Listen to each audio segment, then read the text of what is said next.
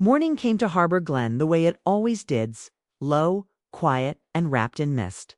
The lake breathed fog into the air, and the town woke as if it had all the time in the world. Boats rocked gently at the marina, their ropes tapping wooden posts in a steady rhythm. The smell of water and old wood mixed with cool autumn air. Ethan Miller arrived before sunrise, as he often did. He liked the silence. It made things feel simple. He unlocked the marina office, set his coffee down, and stepped outside to look at the lake. From a distance, his life looked settled. He was known as reliable, calm, and friendly. People trusted him. They waved when they passed, expected him to stay exactly where he was. Ethan expected that too most days, but that morning, like many others, a strange weight rested in his chest.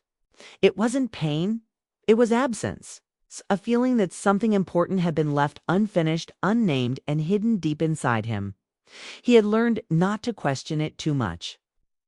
In Harbor Glen, questioning your life was seen as ungrateful. As the fog thinned, Ethan noticed someone sitting near the far end of the pier. A woman, alone, wrapped in a gray coat. She sat straight, a notebook balanced on her knees, a pen moving slowly as if she were choosing each word with care. It was Claire Thompson. She had arrived in town half a year ago, renting the small white house near the woods. No one knew much about her, only that she came from the city and kept to herself. People said she was polite but distant. Others said she was sad. Ethan noticed she listened more than she spoke, as if she were always paying attention to things. Others missed he had helped her once fixing a loose plank on her porch. Their conversation had been brief but kind. Still, since that day, Ethan found himself noticing her everywhere: at the grocery store, at the post office, by the lake. He didn't understand why. Ethan hesitated, then walked toward the pier. His boots echoed softly on the wood. Claire looked up, surprised at first, then smiled. It wasn't the kind of smile meant to impress. It was calm, honest, and warm in a way that made him forget what he was about to say. "Good morning," she said. "Morning," Ethan replied. "Writing already?" She glanced down at the notebook, trying to... Some days the words come easy. Some days they don't. He nodded. "I know that feeling. Just not with words." Claire closed the notebook and stood. "The lake helps. It reminds me to slow down." Stood there for a moment, listening to the water. No rush, no pressure. It's quiet. Ethan felt that familiar shift inside him. Stronger now. It scared him. Feelings were supposed to follow rules. They were supposed to make sense. This didn't. "I should get back to work," he said finally. Claire nodded, "Of course. Maybe I'll see you later." As Ethan walked away, he realized how much he hoped that was true. The rest of the day moved quickly. Boats needed repairs. Tourists asked questions. Neighbors stopped by to chat. Ethan smiled and answered like he always did, but his mind kept drifting back to the pier, to Claire's quiet voice and thoughtful eyes. By evening, the town prepared for the Harvest Festival. It was the biggest event of the year. People filled the square with food stalls, music, and warm lights strung between trees. Children ran around with sticky hands. Older couples danced slowly, smiling at shared memories. Ethan arrived just after sunset. He wore a clean jacket and tried to shake the feeling that something important was about to happen.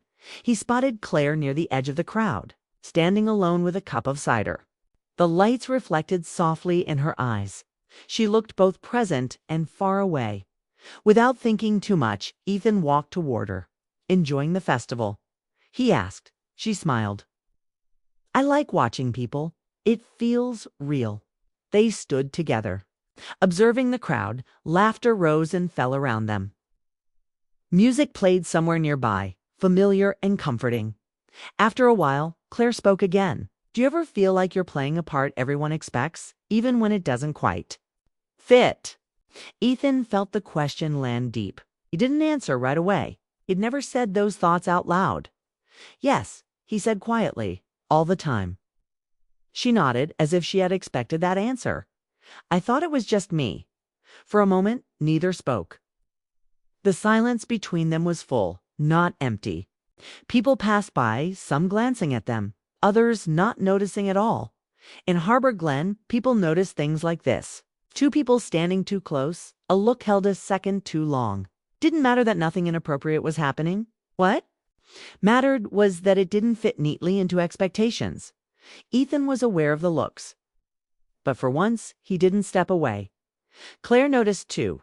Her shoulders stiffened slightly. "I don't like what they don't understand," she said softly. "No," Ethan replied, "they don't." A band started playing louder and the crowd shifted. Someone bumped into Ethan, breaking the moment. When he looked back, Claire was watching him carefully, as if measuring something inside herself. "I'm glad you talked to me," she said. "Most people here don't really talk. Not honestly." "I'm glad too," Ethan said.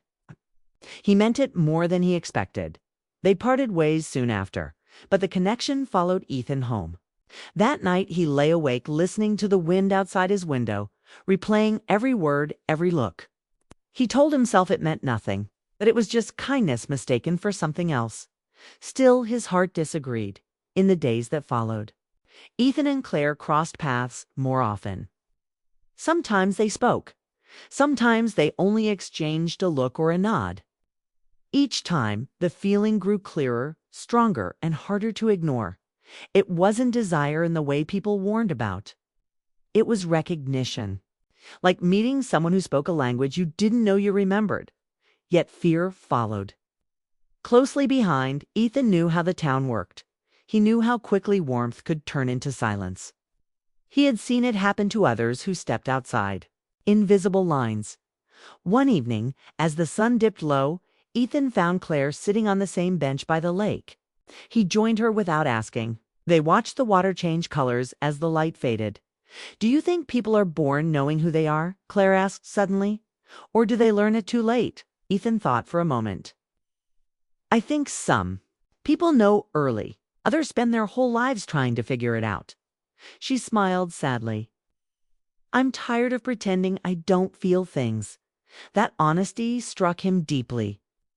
He wanted to say he felt the same that meeting her had made. Something inside him wake up.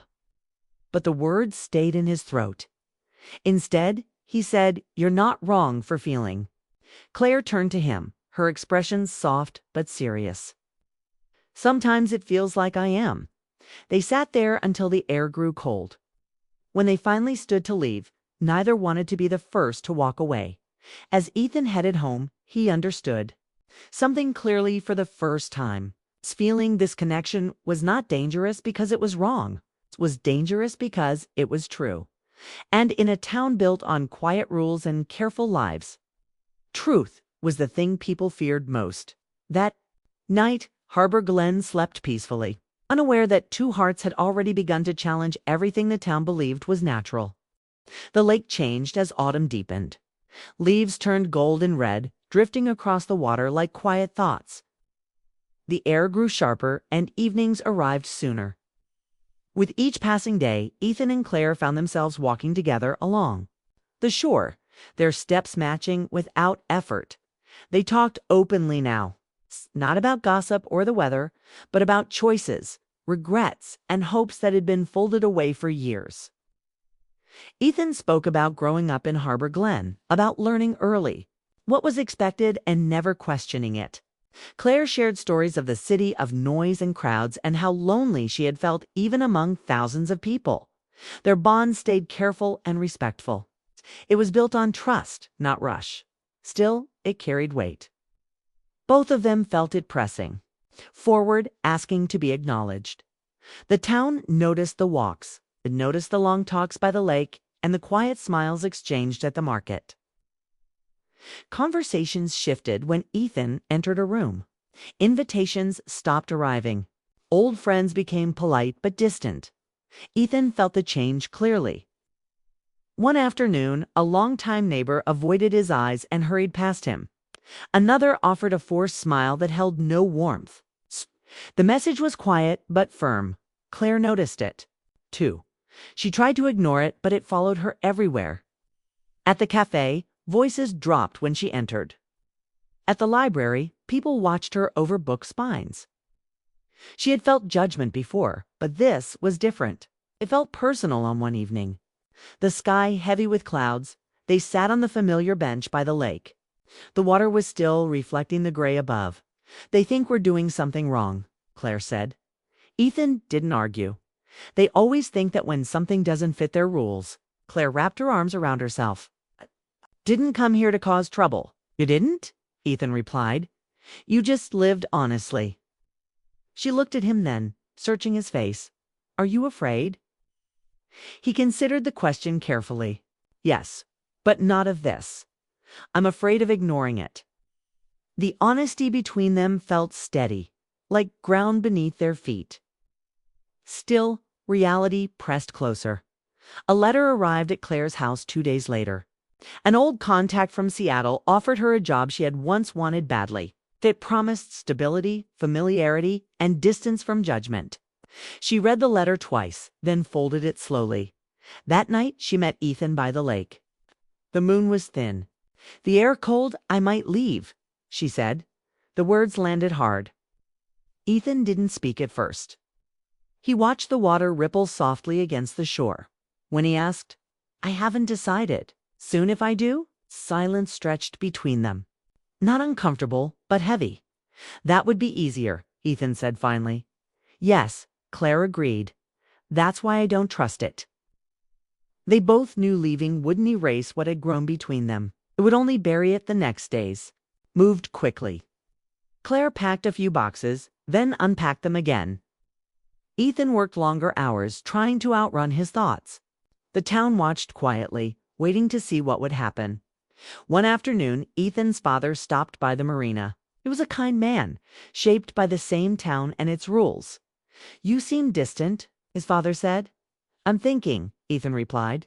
His father nodded. "Thinking can be dangerous here." Ethan smiled sadly. "So can not thinking." That evening, Ethan made a decision. He walked to Claire's house just as dusk settled over the trees. She answered the door, surprised but relieved to see him. "Don't want you to leave because of fear," he said without hesitation.